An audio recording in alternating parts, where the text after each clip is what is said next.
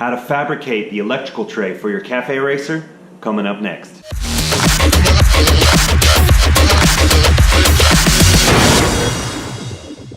What's up everybody, this is Monty with House to David MC, and today is part 6 of our GN 250 build, where we're going to talk about how to fabricate that all-important electrical tray. So we've come up with a way to make it super compact and almost completely disappear from the triangle. So with all that said, let's get going. Okay guys, this is what we have to work with. This is the igniter circuit to start the bike. We've got the starter relay. We've got the ignition switch. We got the blinker relay. And we've got this other relay for the kickstand sensor. Plus our battery. I have chosen this anti-gravity 4-cell because anti-gravity products are awesome and this sucker is super tiny. All of this we have to fit into our electrical tray. So this is the space we have to work with, guys. We have this center section right here, and then I'm gonna go all the way into the back right here. And my intention is to store the battery in this section, and then everything else right here. We're gonna have a lot of space. It's gonna fit nice. So we're gonna start with this piece of cardboard and create ourselves a template. And just roughly get a sense for how much space we have here.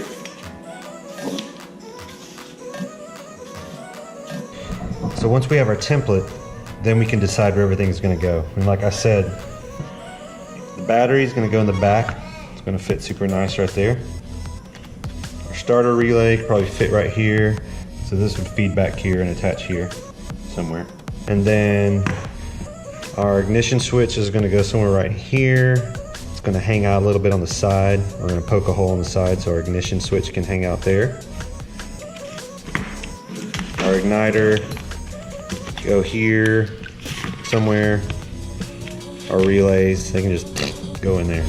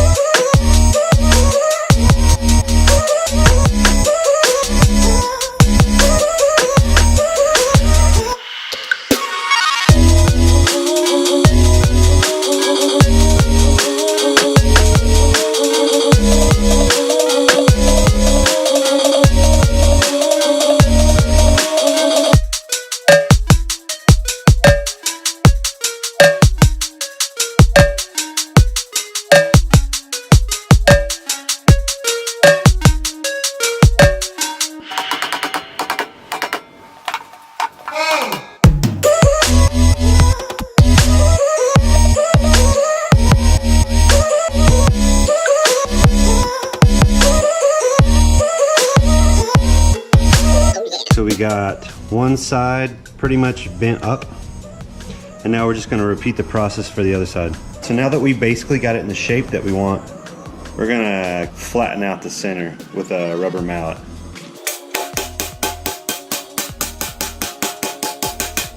And then finally, before we start fitting it into place, we need to take out our notch. So I'm going to bend those up and chop them. So now it's just a matter of shaping it into place.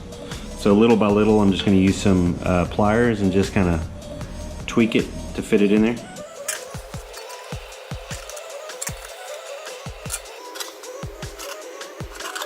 So next thing we're going to do is start to bend up the back end where the battery is going to sit, so you don't see it from the side.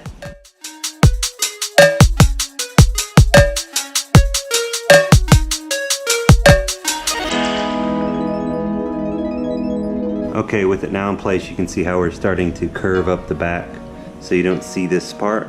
And then ultimately this is going to curve up even more and it'll close off the rear. So now we're going to cut these little notches out so that cross brace will kind of fit down in there a little bit.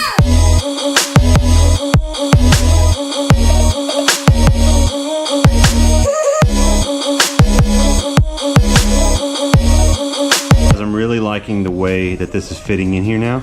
This very last piece, I'm gonna start bending it right here. I'm gonna cut these off at a 45, and so this whole back won't be straight up and down. It'll be like a 45 degrees, so it'll come up and go like this.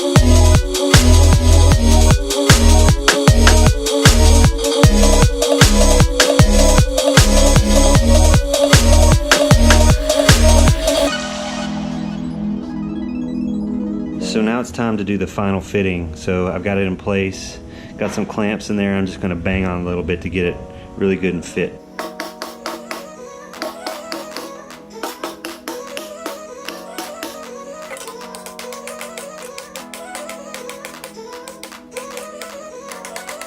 Okay, so we got the box in pretty good shape. It's time to do some welding.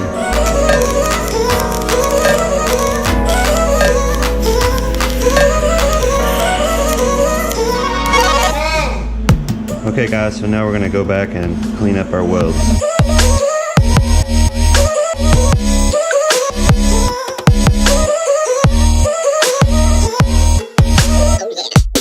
So here's the tray in place. You got room underneath here for the connections, ample space for all the components and all their kids. Next thing, the ignition switch.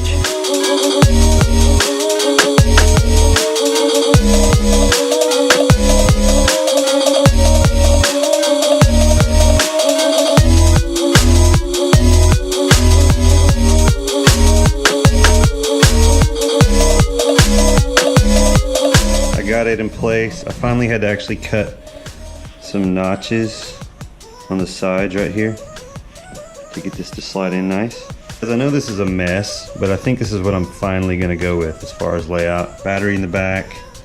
We've got the ignition switch mounted already, master relay, and the igniter. So I'm gonna next just poke my holes right here for the master relay and the igniter. And then for the battery, I think I'm gonna do anti-gravity. Comes with some really cool foam, sticky foam. So there's gonna be some foam that's gonna sit on and make it secure. But I think I'm just gonna punch a couple holes into a zip tie.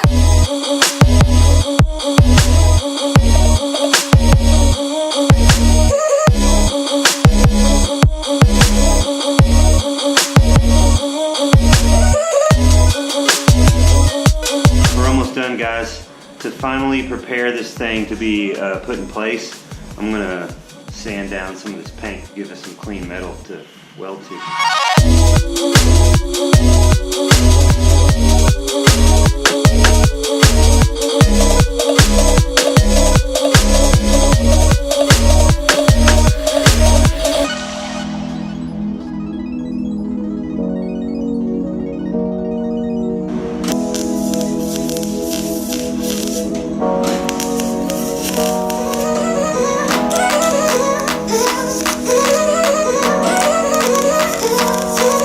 Here's the final product. She is welded in place.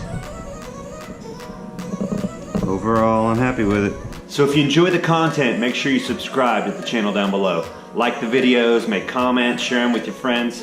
As always, this has been Monty with House of David, taking one motor, one revelation at a time.